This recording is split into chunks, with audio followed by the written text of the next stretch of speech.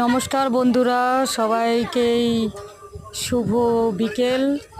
আগামীকাল গেছিলাম আদ্যা মায়ের মন্দিরে। তো আদ্যা মায়ের মন্দিরে 3 বছর আগে গেছিলাম।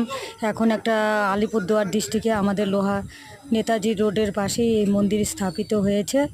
এই মন্দিরে আরেকটা নতুন মন্দির স্থাপন করা হয়েছে, সেই প্রতিষ্ঠিত হয়েছে। তো মাকে দর্শন করতে আসা হয়নি, চলে আসলাম ঘুরতে ঘুরতে। আজকে সারাদিন কাজের পর আদ্যা মায়ের মন্দির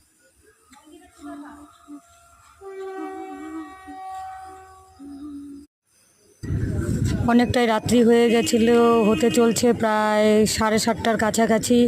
ভেবেছিলাম যে মাকে হয়তো দর্শন করতে পারবো না, কিন্তু আমার সৌভাগ্য, গিয়েই মাকে দর্শন করতে পেরেছি। প্রণাম সারলাম এবং প্রসাদও পেলাম।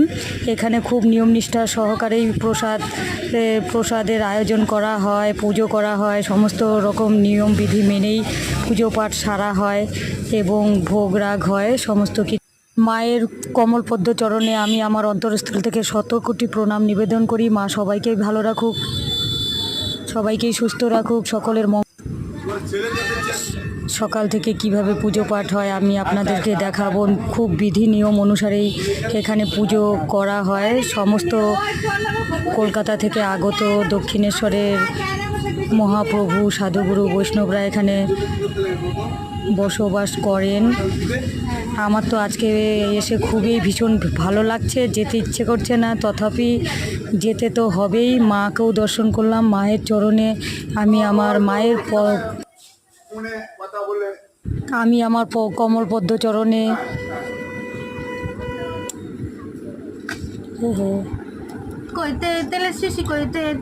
সবার শরীর সুস্থ থাকুক।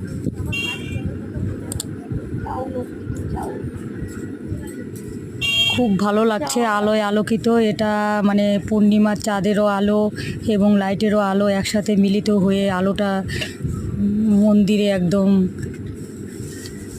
আলোকিত হচ্ছে। আমার তো খুবই শান্তি লাগছে এবং আনন্দ লাগছে।